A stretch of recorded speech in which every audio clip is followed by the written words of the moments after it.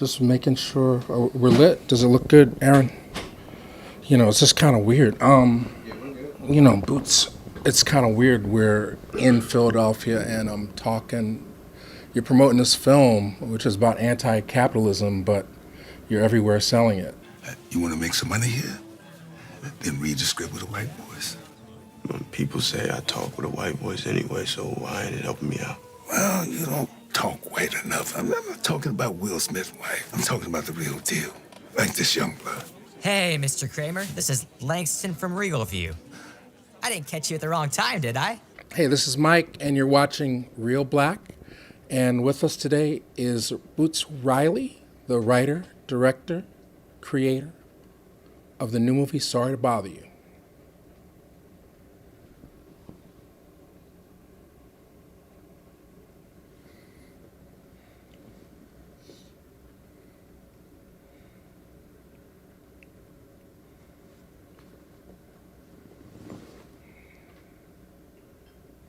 Those are nice kicks, man. And lime green, really? You're making that kind of money? Okay. Oh, and shoot. Okay. They actually say, well, you can't bend your foot the whole ankle way. It says sorry to bother you. That's dope. Supreme.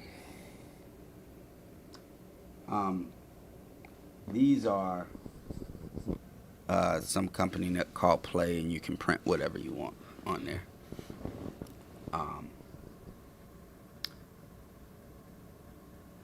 The thing that you were saying before, that even that this is a anti-capitalist film.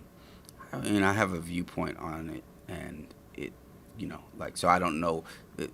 I resist like creating some genre about what that's supposed to. So how that's supposed to take place. I have a goal of what I want to do with my art, and that has to do with creating a movement in which the working class can engage in class struggle and create a system in which the people democratically control the wealth that we create with our labor. You can call it whatever you want. You can call it communism, socialism, whatever, anarcho-syndicalism. I don't care. You call it cupcakes. It doesn't matter to me. But the point is this. Even Marx sold books because the point is not to create some alternative distribution system under this same system. We can't go out in the woods and create our own little things, and because that's actually helping capitalism, because then you got the people that want something different going out and like hiding from the actual fight that has to happen. And in the end, I mean, that's really more of just a punk thing as opposed to an actual viable political tactic, but it's more of a political tactic that's meant to fit a punk aesthetic that already existed, separate from that political tactic. And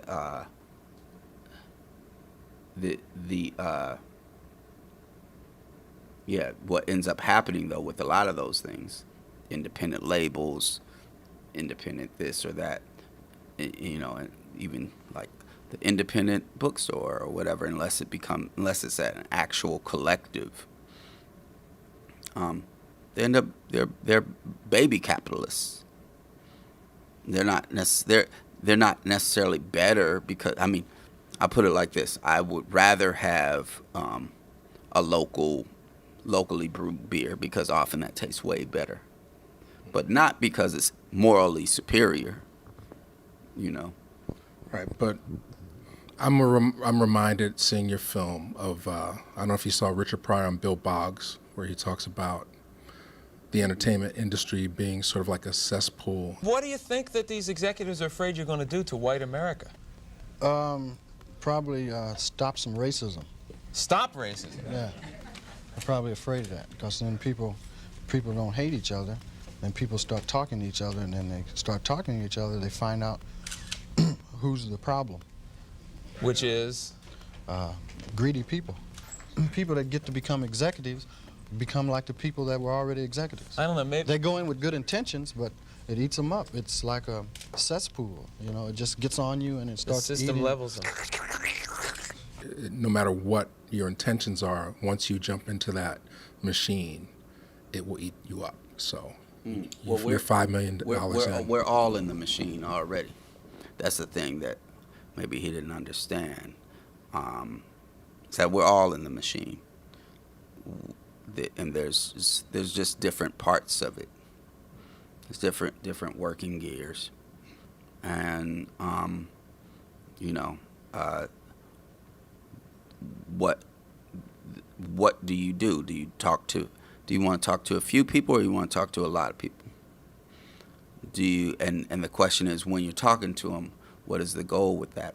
What I try to put forward in this film, one of the things, because it doesn't just try to put forward one thing, and it also is not a film that just has a goal. It is something trying to reflect on existence, which is kind of what art does to a certain extent. But one of my ideas that are in there is the idea that if we are trying to make movements that change our surroundings, change our reality, then we have to correctly analyze what our where we are, where we sit in the economic system that we're in, and what is our actual function. Because figuring that out allows us to figure out what our leverage is with power. And we produce wealth, whether we're producing products or commodities or not. We're in some form delivering the commodity, or distributing it, or even service work or whatever. It's creating a profit, and our power comes from our ability to withhold our labor and not do that. But it doesn't come from the ability to withhold it individually. There's no power in that at all.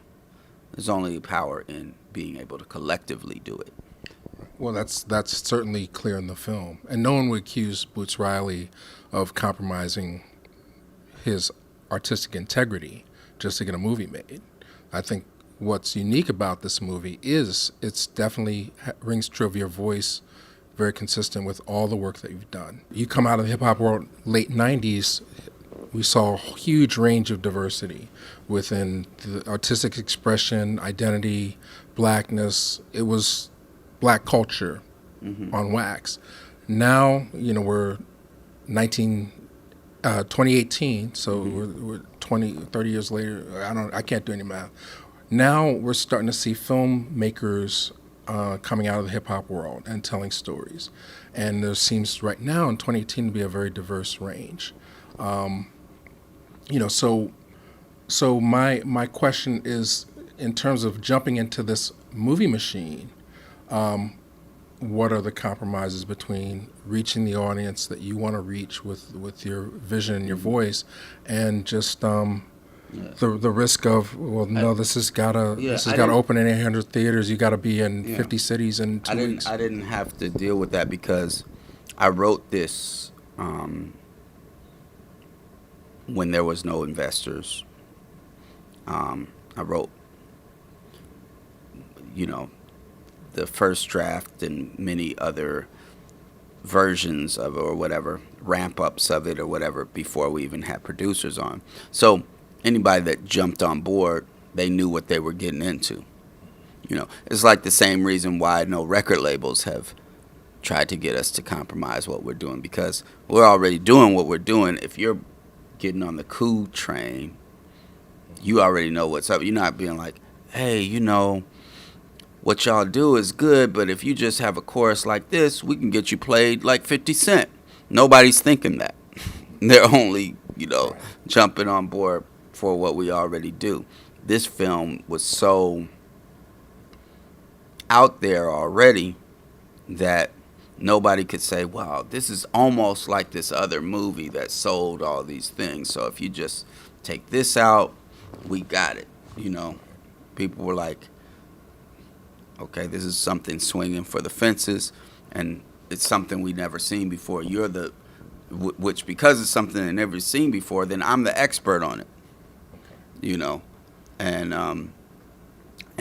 you know, besides that, you know, I went to the Sundance Labs and got all these people that are masters of their craft, and some of them are really loving it. Most of them were. Some of them were hating it, and they were like, they're all, and then they're even among the people that loved it and among the people that didn't like it. I mean, nobody, one woman hated it, but some people kind of were just iffy about it in general. And I'm getting all kinds of contradictory notes and ideas and suggestions. And I sat there and realized these are the ones that are supposed to know what they're doing. And nobody knows what the fuck they're doing. Like, we're all just... Put a pin right there. No, that's the thing I wish more people... And you're from the Bay, right? So you got Digital Underground, Midnight Voices, you know, E40, The Coup, all these people, diverse range. But nobody knows until you put it out there what's cool or not. Mm-hmm. So this is one of the coolest movies you're going to see in 2018 or until infinity, to quote Souls and Mission. beyond, to quote Pixar. And shout out your DJ. I'm sorry she didn't get a chance to experience this ride with you, but yeah, just want to put that up there. Yeah. Pam the Funkstress, R.I.P.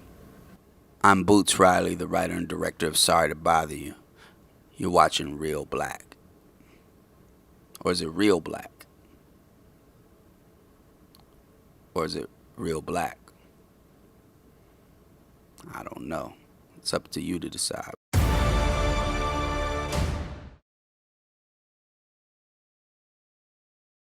Who would win in the Afro contest? You or Questlove? Oh, right now, Questlove. Right this second. You know, it's you know, it's always in flux. It's okay. Nothing is who rocked static. it first? Who wore it best? I mean, I think I've won at various times in history. And you guys were together last night. It was just way too much fro for one room last night. Yeah, it was 2 fros for the price of 1, which was free, so that tells you what the price is. And Sorry to Bother You in theaters now.